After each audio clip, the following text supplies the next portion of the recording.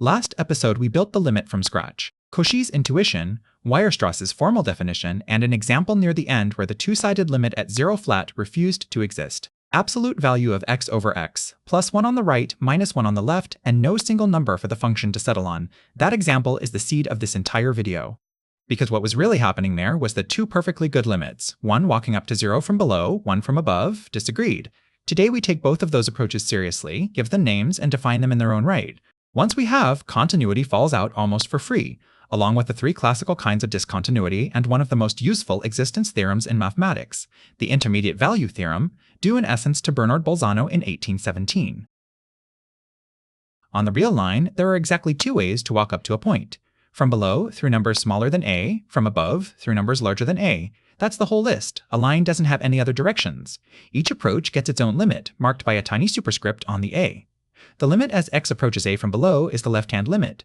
The limit as x approaches a from above is the right-hand limit. The notation trips people up the first time they see it, so read it carefully. Those plus and minus signs aren't arithmetic. They're labels for which side of a you're coming in from. I find it easier to read the minus as below and the plus as above, because that's what they actually mean on the number line. Doing this rigorously costs almost nothing. A one-sided limit is the same epsilon delta game from episode 1, played on half the board.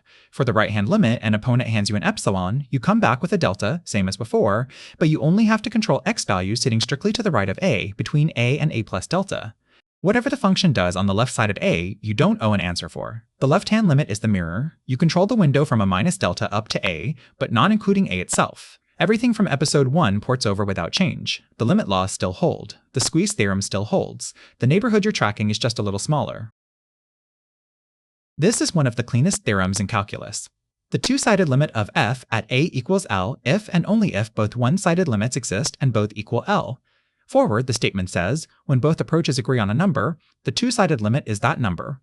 Backward, and this is honestly the more useful direction. It gives you a checklist for failure. There are exactly two ways the two-sided limit can fail to exist. Either one of the one-sided limits is itself broken, or both exist but disagree. That second case is what we hit with absolute value of x over x at 0. Left side minus 1, right side plus 1.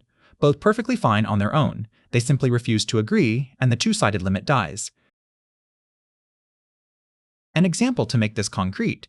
Define f piecewise for x less than 2, f is x plus 1. For x greater than or equal to 2, f is x squared. We want both one-sided limits at 2 and the verdict on the two-sided limit. Approach 2 from below. You're sitting in the x less than 2 branch, so the formula in play is x plus 1. A polynomial, continuous everywhere, so plug in. 2 plus 1 is 3, left-hand limit 3. Approach from above, you're in the x squared branch. Again a polynomial, again plug in. 2 squared is 4, right-hand limit 4, 3 on one side, 4 on the other. Both one-sided limits exist, perfectly well defined, but they disagree. By the existence theorem, the two-sided limit at 2 doesn't exist. Picture two pieces of curve that don't meet at the join. The left piece ends at height 3, the right piece starts at height 4, and there's a clean gap between them. Continuity. You've probably heard the slogan, a continuous function is one whose graph you can draw without picking up your pen. That's a real intuition, and it's worth stating because it tells you exactly what the definition needs to outlaw. At a point a where f is continuous, three things can't be going wrong. The function has to have a value at a, or there's a hole in the graph. The limit as x approaches a has to exist, or the graph jumps or oscillates. And the value and the limit have to be the same number, or there's a single misplaced dot floating off the rest of the curve. Three separate ways to break continuity. The pretty thing is that one equation kills all three at once. Here's the equation. F is continuous at the point a when the limit of f as x approaches a equals f of a. One line, three conditions packed inside it. For the equation to even be writable, both sides have to make sense. The right side, f of a, has to exist, meaning a is in the domain. The left side, the limit, has to exist, meaning, from our existence theorem, both one-sided limits exist and agree. And once both sides exist, the two numbers have to be equal. Knock out any of the three and continuity is dead. Worth sitting with this for a moment, because students often treat continuity as a property of the formula. It isn't. It's a property of the function at a particular point, and you check it with the three-step list. For most of the elementary functions on their natural domains, all three conditions hold automatically and nobody bothers writing them out. The moment a piecewise function or a missing point enters the picture, the checklist comes back. Each of the three failure modes gets its own name, named after which piece broke. Removable comes first. The two-sided limit exists, finite and well-behaved, but the function value either isn't there or disagrees with the limit. The classic instance is x squared minus 9 over x minus 3 from last episode. The limit at 3 is 6. The function is undefined at 3. A single hole in the graph sitting exactly where a 6 should be. Why removable? Because you can patch it by hand. Redefine the function at that one point to equal 6 and the discontinuity vanishes. Next, jump. Both one-sided limits are finite and exist cleanly, but they're different numbers. The piecewise function we just did jumps from 3 to 4 at 2. This one you cannot patch. There is no value to plug in for f at 2 that would heal it, because the limit itself doesn't exist. The two sides genuinely don't agree. And third, infinite. One or both one-sided limits run off to plus or minus infinity. 1 over x at 0 is the standard example, plus infinity from the right, minus infinity from the left, and a vertical asymptote in the graph. None of these are exotic. You'll see all three within the first month of any calculus class. A history note that deserves more airtime than it gets. In 1817, in Prague, a Catholic priest and mathematician named Bernard Bolzano, that's pronounced Bolzano, published a paper with one of the great mathematical titles of all time. Translated from the German, it reads simply, purely analytic proof. In it, Bolzano did two things that are honestly hard to believe for that year. He wrote down a definition of continuity in terms of inequalities that anticipates the modern epsilon delta version by half a century. And he stated and proved what is essentially the Intermediate Value Theorem, the result we're about to meet, 4 years before Cauchy published anything on the subject. The catch is the saddest part. Bolzano was in Prague, his paper first came out as a small local offprint, and almost nobody on the continent read it for the next 60 years. He was finally pulled back into the canon in 1881 by an Austrian mathematician named Otto Stolz, who wrote a paper specifically arguing for Bolzano's place in the history of analysis. His reputation has been climbing ever since. But for most of the 19th century, credit for these ideas went elsewhere, not because Bolzano was wrong, but because elsewhere is who people were reading. 4 years after Bolzano, in Paris, Cauchy published the course of analysis we met in episode 1. He gave a version of continuity and an intermediate value property that look essentially identical to Bolzano's. The difference was sociological. Cauchy's textbook got read everywhere immediately and became the standard reference for the next generation. He almost certainly did not know Bolzano's work. The two arrived at the same ideas independently, and credit followed influence rather than priority. A generation later, in Berlin, Weierstrass came in and built the foundations under everyone's feet. The epsilon delta machinery from episode 1 is his. With his students Heine, Cantor, and others, he supplied rigorous treatments of uniform continuity, the Bolzano-Weierstrass theorem on bounded sequences, and the completeness of the real numbers, the deep property that the Intermediate Value Theorem will ultimately rest on. So Bolzano had the original idea. Cauchy spread it. Weierstrass made it airtight. We've handled continuity at a single point. Extending it to a whole set is the obvious move with one small wrinkle. On an open interval, f is continuous on the interval if it's continuous at every point of it in the full two-sided sense we just defined. Nothing new. On a closed interval that includes its endpoints, the situation needs a thought. At an endpoint, say the left endpoint a, the function isn't even defined for x less than a.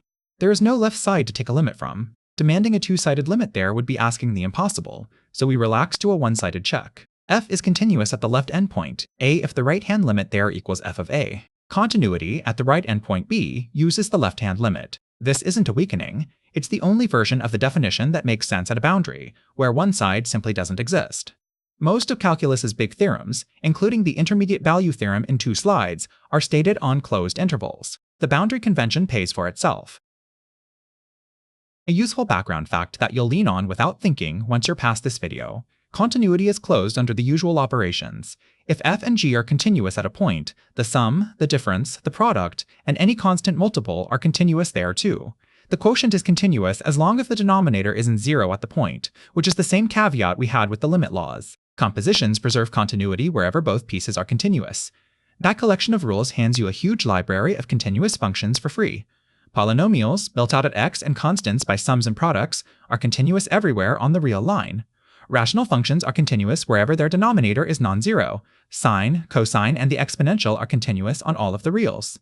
Natural log is continuous on the positive reals, square root on the non-negative reals. And anything you assemble from these by the 4 operations in composition inherits continuity on its domain.